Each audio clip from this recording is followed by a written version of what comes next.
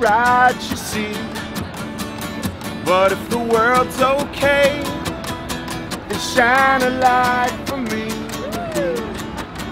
tonight. I've been thinking a lot about why I'm here today. And the reason that I came out here was to learn. I came out here to learn from everybody else about why they're all here today. But my own particular reason is that I believe that the real estate crisis was not just something that happened by fluke, that it was a crime.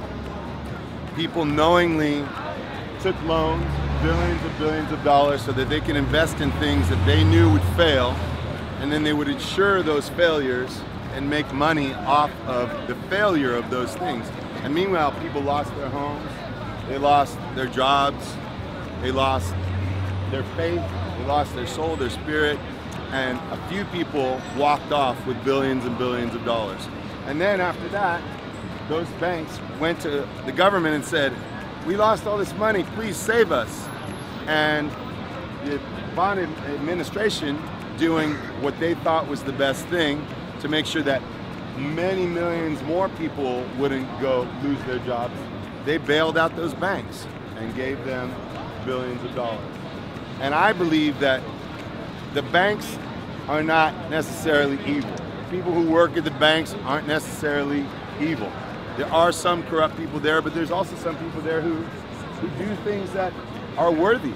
Because every shop that we see in our towns, there was a loan that was given by a bank. Every car that somebody bought, there was a loan that was given by a bank. Every home that somebody has, every flower shop, every shoe store, every market that we see, there was some way linked to Wall Street. But because Wall Street is so linked to all of our lives, I believe that they have a responsibility to the rest of us, especially when we go and bail them out. And that's what I'm here for, is to raise a voice to say that Wall Street has to be accountable to the other 99% of us who are giving you our money every day. And it's as simple as that. A revolution never comes with a warning. A revolution never sends you an omen.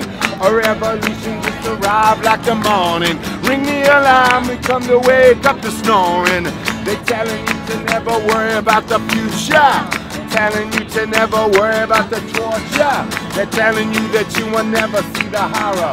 Spend it all today and we will bill you tomorrow. 3-piece suits and bank accounts in Bahamas. Wall Street crime will never send you to the slammer. Tell all the children in the arms of the mamas. The F-15 is a homicide bomber. TV commercial for a Papa Bill culture. Drug companies circling like a vulture. Amaraki babies with the G.I. Joe father. 10 years from now, is anybody gonna bother your fire? I feel inspired to see so many people here from so many different walks of life. I see veterans, I see people in their 60s and 70s here with teenagers, and I even met people from Wall Street. I met somebody who works in real estate who was here earlier supporting. And it's exciting to see this kind of energy, especially as we're leading up to this next election year. All these issues that surround the economy, they affect all of us. And I think that all of us need to make ourselves the most aware that we can, and vote from our heart, vote from our conscience. I guess the final thing is that I believe that